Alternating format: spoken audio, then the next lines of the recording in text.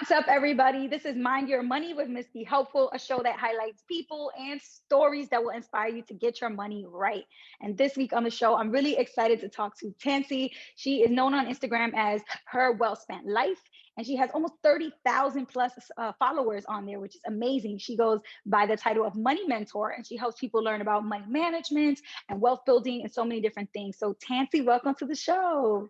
Yay, thank you for having me. It's been a while that I've been following you on Instagram, but we never had a chance to connect. And I was like, you know Right. what? I just need to branch out to reach out to all these amazing women. I see constantly their feed, the posting on my feed, but I haven't connected. So I was like, we're gonna make this Thank happen. you. 2021 is the year. Of Yeah. course. Of course. So on the show, I usually bring on women to talk about, money, especially if they have a platform.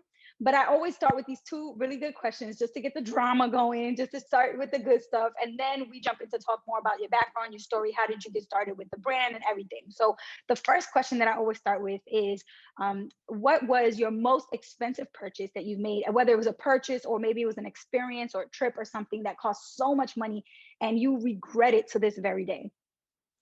My biggest regret was right when we were starting our family, we bought a Yukon, brand new, because the thought process behind it was we're gonna have three kids, we're gonna knock them out, and this car fits three car seats side by side in the back. So we was like, it's a good idea. This is a good purchase. The worst purchase Right. ever. And my car Oh payments were no. like $725 a month. Oh So my goodness. bad. That used to be my rent when I had roommates. That used to be my rent. Well, listen, we have a rental property and that's the mortgage on the rental. So I mean, Wow. definitely a stupid move. I'm gonna go ahead and say it was stupid. Yeah.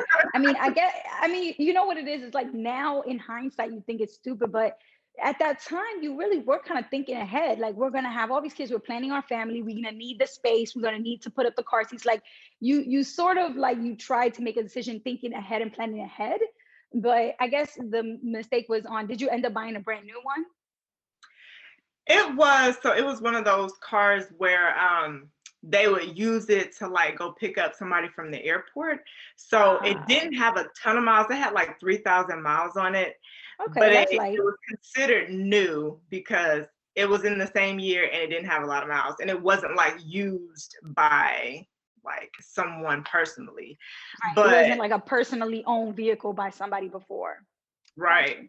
But to go into what you said though, like I still, even though I'm looking back and I'm saying it like, oh, I'm planning ahead, it still sounds crazy. It sounds like those people that are on HGTV when they're getting ready to buy a house and they have their first baby and they're like, we need to upsize.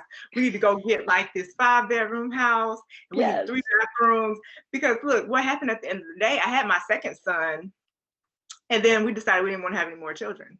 So Oh my it was gosh. like, okay, we're done. Now I'm we got done. all this space. We got all this space for a couple Yeah, of imaginary friends that the kids are gonna yeah, have back there. yeah. I mean, it works out. I mean, like, we're military, so we moved from like Newport, Rhode Island to San Diego, and it was really nice to have all this Wow. space with the dog, and it was like a 2-week road trip. Now, I mean, it worked for that, but like living out here on the West Coast with the gas prices, every day I'm looking at those Honda Civics like I'm coming for you. Right, right. So, We about to yeah, downgrade. yes, That's crazy. yeah, Oh my goodness. Well, I feel you. That's the other thing too that's tricky about making big purchases. You're trying to plan ahead, but you never know how you might just change your mind. Like yeah, you literally might just be like, actually, I don't want to do that anymore. So right, it's tough to project. But the best thing you can do is try to plan it out as best you can. But like again, yeah, you can change your mind at any time, at literally any moment. yeah. But that's a lot of money though. So okay, what about on the flip side, a time where you spent a lot of money, but somebody else might think you're crazy, and you actually, you will stick by that purchase no matter what, no matter how much it looks like to other people, it was worth it for you to spend all that money, and it was a worthwhile expense for you. I don't know. I have to say I'm pretty thrifty, but when I travel, like the hotel has to be bomb. Like or the Airbnb or whatever it is. Like I don't go on vacation to feel like, I want to feel like I'm luxuriously consciously living my best Yeah. life. So whenever I plan a trip, I try to cut corners as much as possible, but the hotel or the Airbnb is not one spot. It's just Right. not. So Yeah, that makes sense. I mean, that's where you spend a lot of your time when you're not out and about. It's where you sleep. It's where you park yeah. between, what you're doing. I feel like I didn't learn that lesson until a little bit later. And not to say that that's a lesson, a money lesson or whatever, because I know there's a lot of people, even older, they don't care. They will stay in a hospital. They will sleep wherever. They don't really care. That's just not Yeah. something I that can't bothers do them. that. Yeah, but I've learned how much more important it is to me as I've gotten older to have a very like a comfortable place. It's nice, you know what I mean? Even it could be minimal. It doesn't have to have a bunch of stuff. It don't have to be all fancy, but it Right. definitely has to be clean. It has to be high quality. It has to like, and I'll do the research because I have stayed in some crappy Mm-hmm. places just to save money and end up regretting it when you're in a dingy old shower with a bunch of mold and it's like, oh Right. no, oh no. Nope. That's No. right. Like my line sisters and I, before COVID, we would always plan a sisterly trip. And I'm always the one who's elected to pick the hotel because they know like I'm not gonna put them anywhere that's like bum. So Right, right. it's There definitely you one of go. those things for That's sure. so funny. Everybody has like their reputation in their friend group, like my boyfriend, his brother, every time we go out, his brother is like the Yelp person. Like we'll be like, all right, we need to find some place to eat.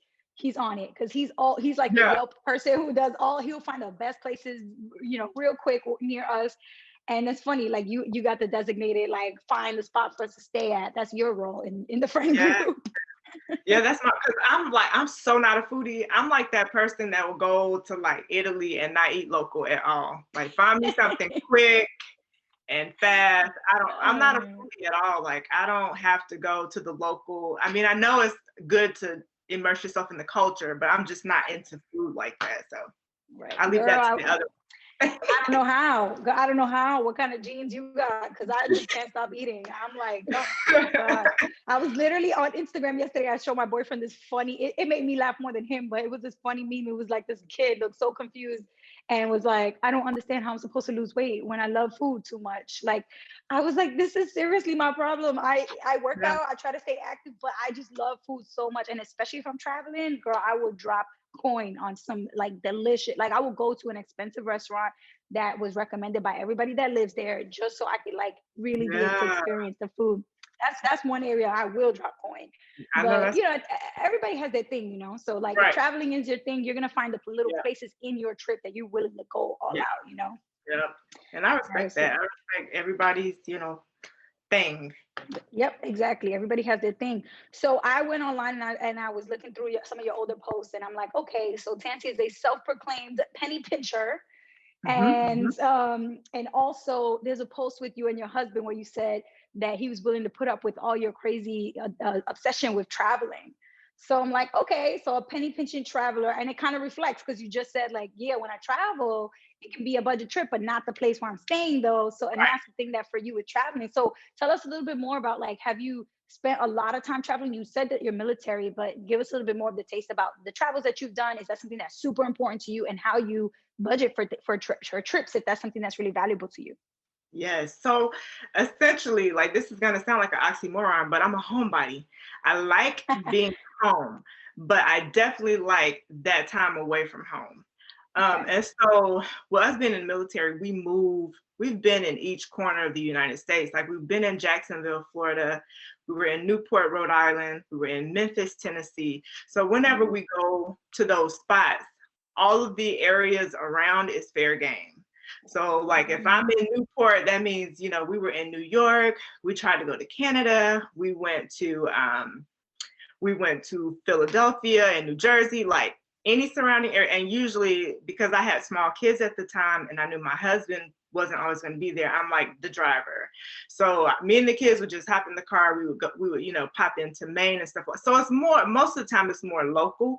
Yeah. And we tend to like, I know when people think of travel, they think of lying on a beach somewhere, but for us, it's more like kid-friendly museums and outings, and we find like the best Mhm. parks and stuff like that. And so it's just kind of like giving my kids an experience that I didn't Yes. have, Yep. and things that like we would read about like when we were in school. I was so into like social studies and Mm-hmm. learning about like Mount Rushmore and all of like the Mall Yeah. of America.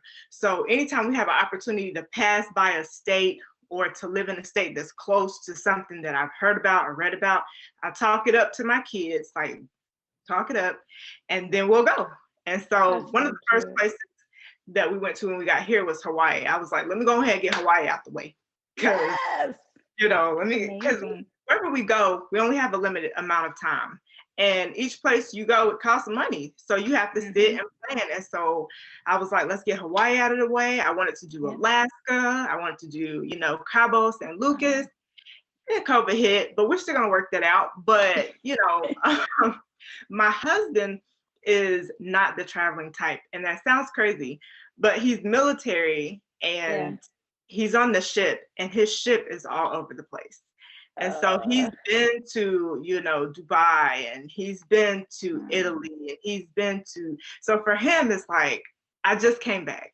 I don't want to go. right.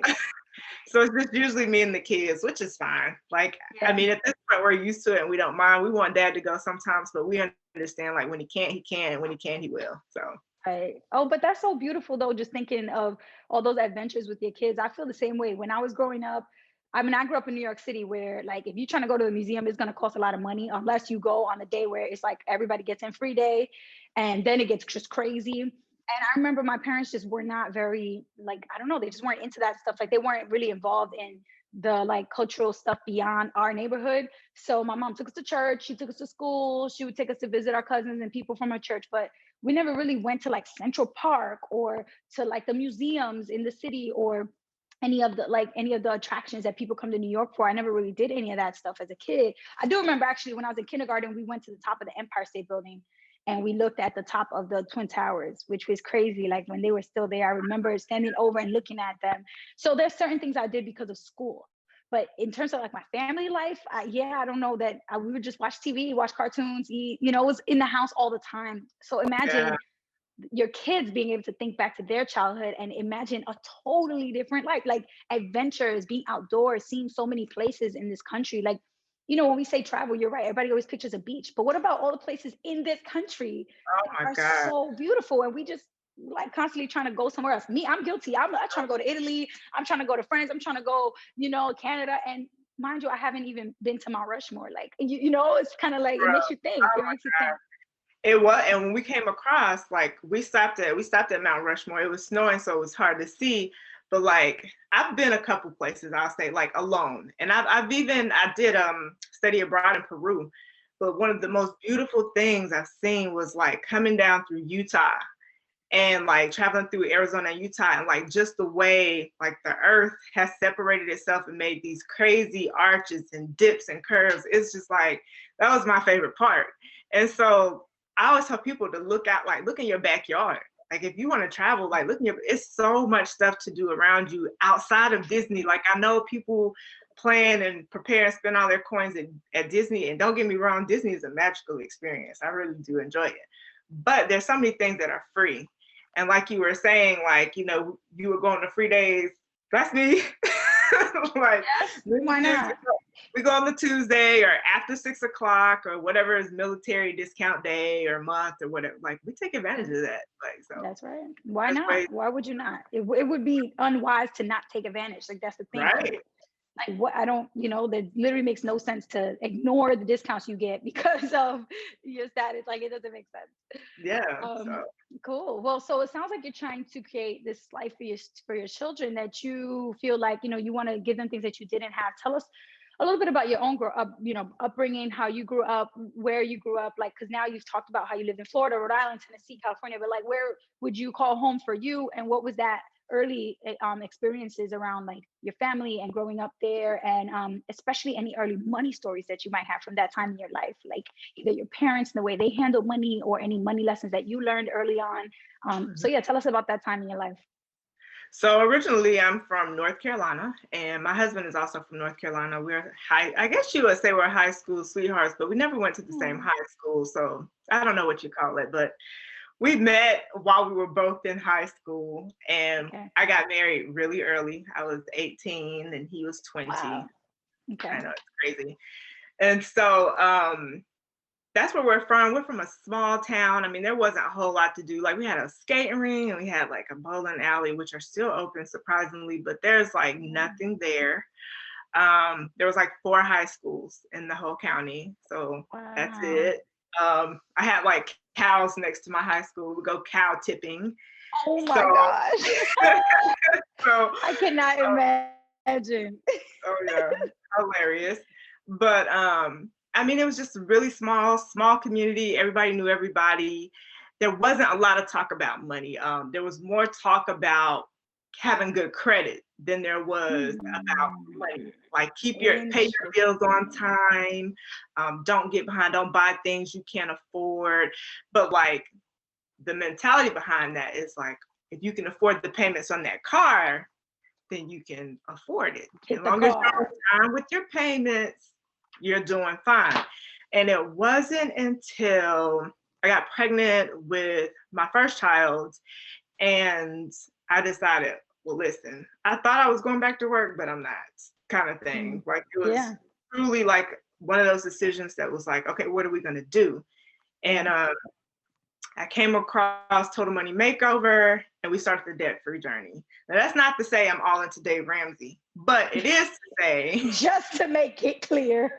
I just want to be clear because you know Dave has a huge following. I don't want people to get the wrong idea because I quit, like once I paid off my debt, once I got past that era, my ideas quickly changed. Like until like, you know, somewhat of a financial independence kind of mindset. That's right. And so that's kind of what started it, me wanting to stay home with the kids and realizing like, we're not going to be able to if we don't make financial changes. So beyond that, it was just like, we made our money, we paid our bills, we saved a little bit. Like we had like 2 or 3K, you know, we thought we were doing something. Okay, that's more than most people, I would say. That's way more than most people. And we were a young couple, so we were like, we're killing it, you know? And so it was so funny. But yeah, and so it was kind of like that baby is what ignited like the whole change of mindset when it came to money. And I really dove in. Then I was like, really like, let me budget this thing out. So that's what it was. That's right. I got you. That's crazy how a baby will literally change your whole life, but like your entire mindset shifts over too. Yeah. Because you gotta like, it's no longer about you. That's why I tell everybody, when you have a baby, like you have all these things, I'm gonna do this, I'm gonna do that. And then you realize it ain't about you. It's not about you at all. Exactly.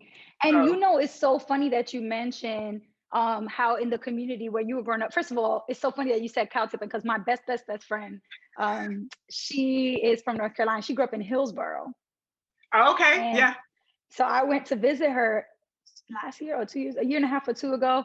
It was my first time in North Carolina, and it was my first time like in like the country, like not like, you know, North Carolina, but then you go to like, you know, Durham, or you go to like, no, we went to right where the cows were. So and I got to see her mom's house and like where she grew up, and we walked around and everything. And I remember them saying that like for fun they would do cow tipping, and I was like, is that a thing? Like people do this?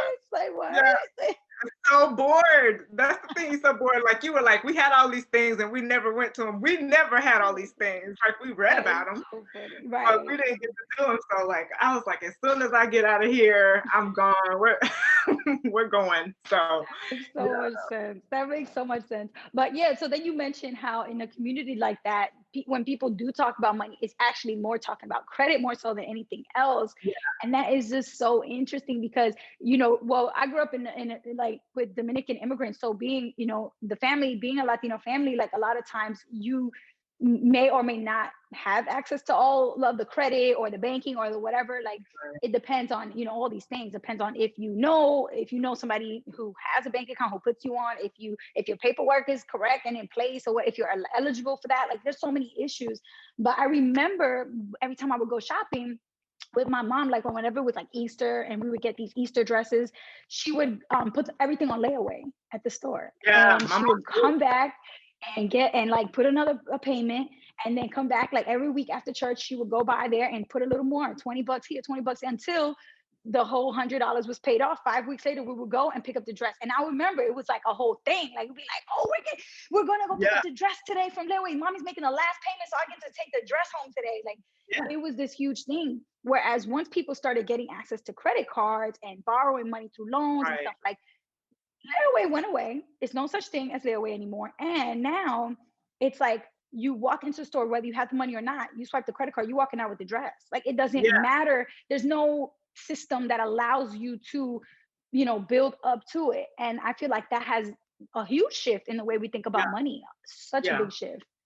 Yep. My mom definitely did that. Kmart with the, Christmas time, even with Easter, like my mom would ask my grandmother, can you get her Easter dress? I'll get the boys or something like that. Like we would work it out in the family. Like, can you get her shoes or can you get her hair done? So I definitely understand like that concept. And yeah, with the credit cards now available, it's like, Yeah. All that just goes right out the window. Yeah. But at the end of the day, that's why people, if you don't question that, if you don't like have anybody to kind of get you to think about it a little differently, you might never think about that. So I mean, I feel you on the Dave Ramsey community. I feel like it's a huge thing. It's kind of like a bit too much for me, but I understand that it's an entry point for so many people. So I really like that you said that, like, hey, listen, it just happened to be the first book I read. It happened to be the first book I read that really made me think differently. I'm glad I read it. I'm glad I changed, my habits and my mindset. But then I kind of did my own thing. And I really like that, because I think it's totally fine for it to be a launching pad and for you to figure out that, hey, maybe that's not the whole plan for me. I can kind of do my own thing from here on out once you do learn to control the way you spend your money. Exactly. For sure. Yeah. That's what I think too. I just had to make that clear because there's a lot of people who are gonna get me. They're gonna hear Dave Ramsey and go, oh no, Tancy's one of those. Yep. All right, so tell us a little bit about where you're at now. So you have how your husband, he's still military, the kids, the house, and you run Her Well Spent Life, which is your platform. Is a blog? Is it a blog? It's right now it's just like a blog on Instagram, but I'm definitely working on having my own, brick and mortar, I would say, my own foundation on WordPress. So that way I can put my stuff there and have everybody go there and check it out. I'll be there forevermore in case Instagram is not popping in the next 5 years. So much content. That's the thing. Like I thought it was like you were blogging and then migrating over your content from the blog to images on your Instagram, because you have so many images on your Instagram. It's crazy. And it's not just pictures, it's all content as well. You have a lot of content, a lot of like quotes, a lot of really interesting posts. So what like made you get to the point where you're like, you know what? I know I figured it out for myself and my family, and I'm doing, right by my kids and my husband, and I have it all figured out. But what good is it to just keep it all to myself?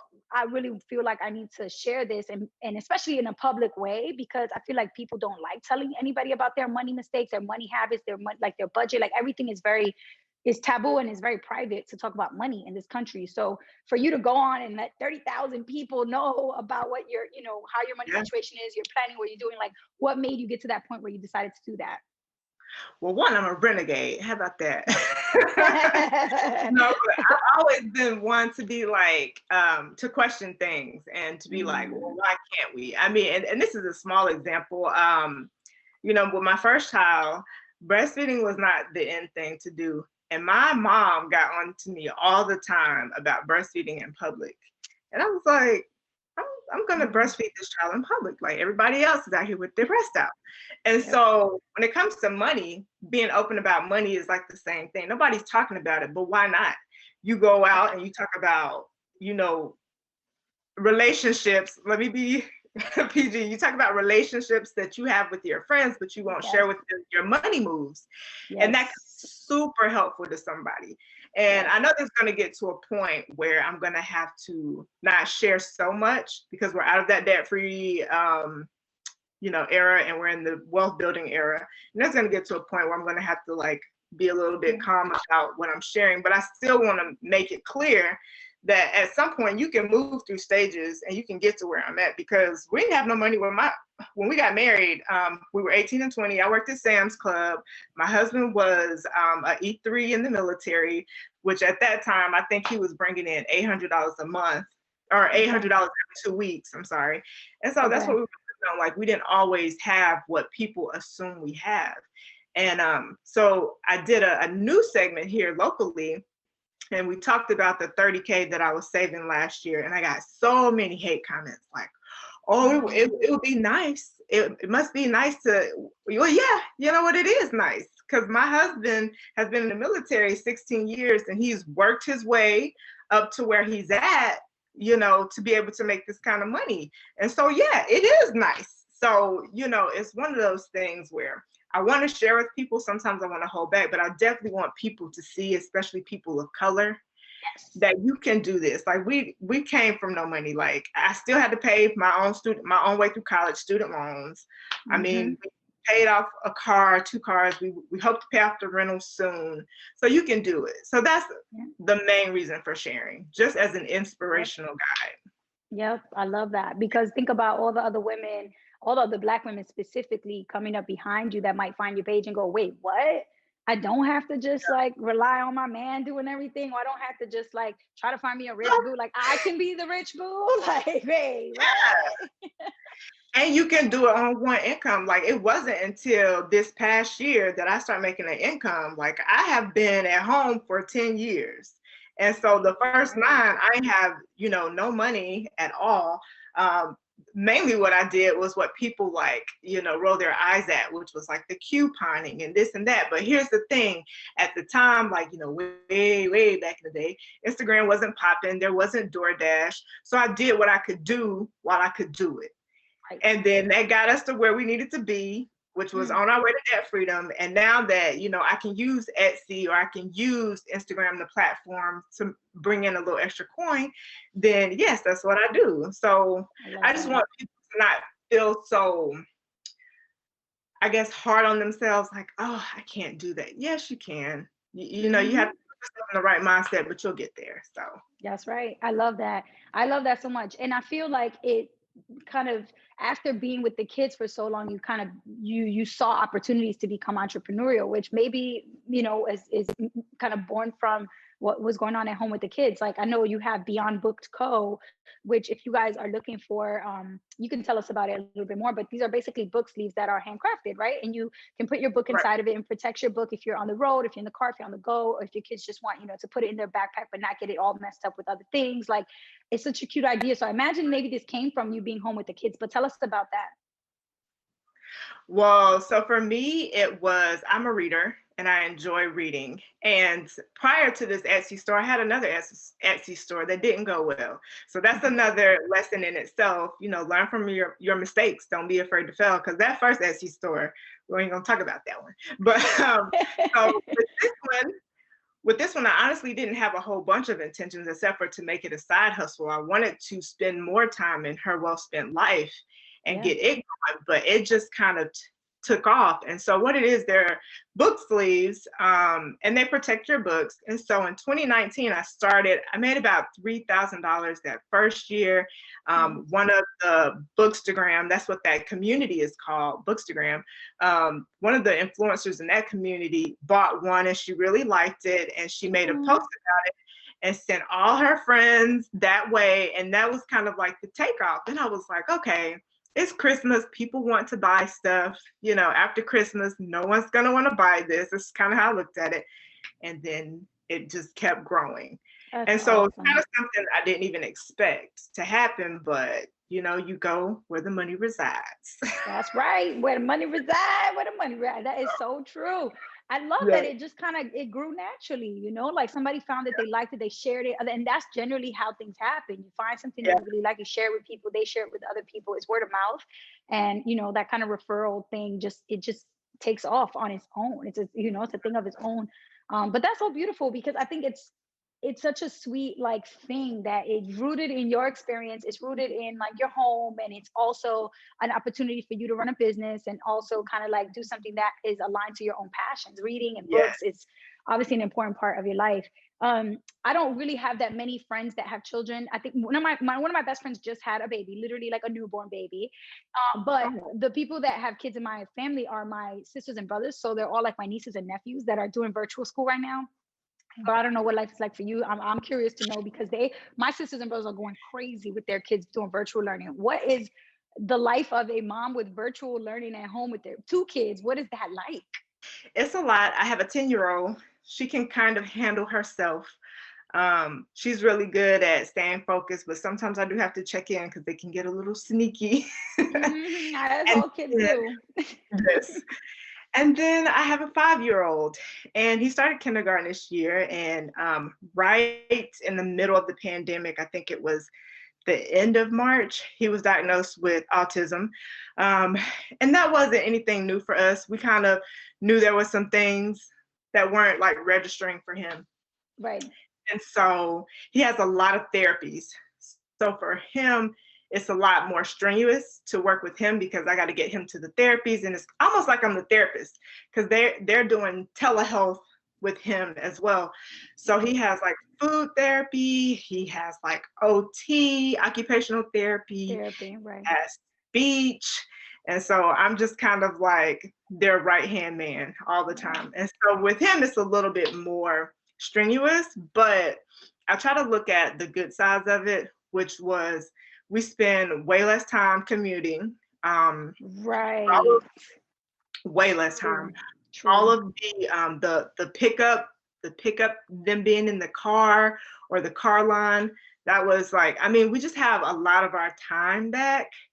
And Yes. I just really appreciate that. So, I complain sometimes about, the way the teachers have us tethered to the computer, but at the same time, I'm kind of happy that we don't have to do all of the transitioning back and forth. So, Yeah. I mean, Yeah. I know it's hard on a whole bunch of people, and I'm fortunate because I'm Right. at home anyway. So, I hear you if you're like pro school, and I totally get where that concept comes from. Yeah, it's hard. It's such a hard debate, Like I know, I came from education, so my very first job outside of college was a classroom teacher. I taught third and fourth grade. Oh yeah. So, that's what my master's is in. That's my first profession ever. I love teaching, especially elementary school. That's like my jam.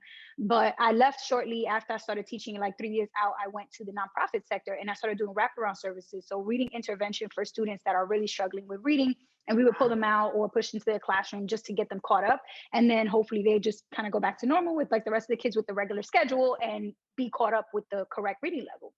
So once I started doing that, that's when I realized like every kid is not on the same level to be taught the same way. Everybody's an individual type of learner. Like for us to be like, oh, like just it's just so hard to make a decision because there's some principals I know personally and teachers that are like, we need to have the kids back in school. This year is literally killing their brain cells every single Yeah. day.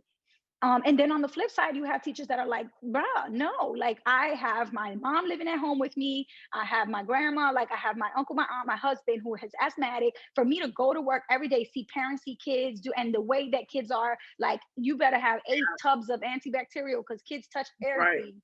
And then you're gonna go and like say goodbye to the kids and then go home. Like I understand both sides really well. And it's Yeah. just too hard. It's too hard for me to take a side. I know it's bad for kids to Yeah. continue to do virtual learning. I know, but it's also bad for adults to go back to school. So it's just like, like, and I It's know hard. kids should come first, but at the same time, like, listen, when you become a nurse or a doctor or a medical practitioner, you are taking this oath to put your life in danger for other people. Because if somebody has a contagious disease, listen, you're signing up to help them through that medical challenge.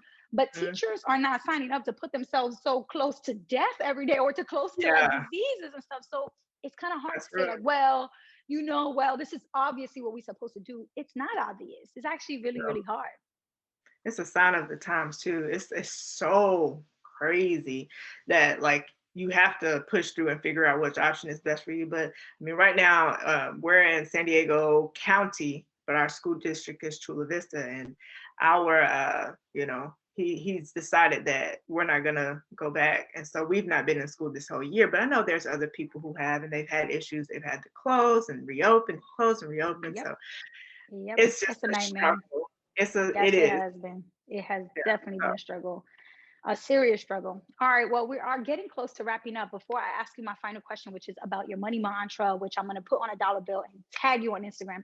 Before we get to that, which is the grand finale, tell everybody where they can find you, follow you, and support your work that you're doing with Her Well Spent Life, and also with other projects that you're doing with your side hustle, including, the books and all the other things that you're working on. All right. Well, you can find me at Her Well Spent Life on Instagram. That's kind of really where I only show up. I mean, Twitter is hard. I mean, it's not hard, but it's just hard to transfer information over to all these platforms all the time. So hopefully you're on Instagram. Come visit me there, and soon my site will be up, and you can get all of the goodies there. And then my side hustle is Beyond Booked Co. And that's also on Instagram. You can go and see all of the designs I have. I'm hoping to add more bookish items for people who are bibliophiles and who love books as much as I do. So I love that. So adorable, especially because right now there's this push towards tech. Even myself, I find myself less and less reading physical books because I always do audio books, or I will just look at the e-reader. And it's like, at this point, I'm challenging myself to go back to those physical books, because it's something about like being in, like, you know, just cuddled up on your couch with like a little comforter over you, some pillows, and just reading like an actual book. You turn the pages, you can mark things up, take notes, highlight stuff. Like, I'm trying to go back to that more. And it's just, for me, it's like one of those things where it's so easy to just get stuck in the technology and forget about physical books, but it's such a special thing. It's so tactile, especially for kids, like especially for kids. So I love what you're doing. I can't shout that out enough. Like, read to your kids. That's sidebar. Not about money, but read to your kids. Like, all day, when, you know, take away the electronics. Like, me and my husband right now are in a tussle, because on the weekends he just wants his free times. He's like, go get your tablet, and I'm like, nope, we're gonna have to entertain them. So that's right. That's part of the contract he signed when he became daddy. I'm with you. Right. Well, this has been amazing. I'm so glad I got to know you better, Tancy. Let's go ahead and jump into this final question, which is, if you could change every single physical dollar bill to, instead of saying United States of America, and instead of having George Washington's face on it, it's going to have your face, and it's going to say your money mantra or money motto that you want to inspire people to see, to think about, to reflect on when it comes to money matters. What would that money message or money mantra be? I think that message is going to have to be spend less and invest the rest. Every time you see that dollar.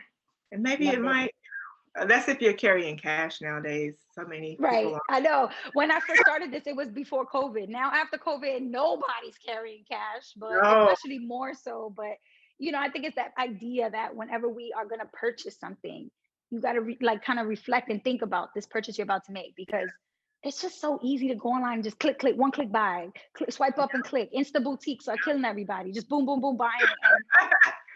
Maybe we should put it on our credit cards, and we should put it like right before you click buy on Amazon, it pops up, spend less, invest the rest. Yes. You know what we should do actually is create a credit card company. Instead of numbers, it has a sentence on the credit card. And when you want to shop, you have to type in spend less, invest the rest, instead of 5, 4, 5, 6, 2, 2.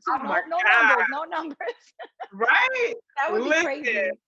That would get people thinking every time, like, dang, let me just delete. Backspace, right. Well, thank you so much again. I'm definitely going to let you know once I finished posting this. I'm going to tag you on the dollar bill so you can share it. And we'll stay connected. I really loved having this conversation. So best of luck with all the work that you're doing. And good luck with virtual learning with your kiddos. If you like this video, which I'm sure you did because the video was the bomb, then you're going to want to watch all the other episodes of the Mind Your Money with MissBeHelpful podcast. And they're all right here in this playlist. So click the playlist to watch those episodes. And if you haven't subscribed to this YouTube channel yet, I don't know what you're waiting for. Click the subscribe button right now so you can get videos every single week, and to join Team Be Helpful right here. That's all I have for you guys. Till next time, peace.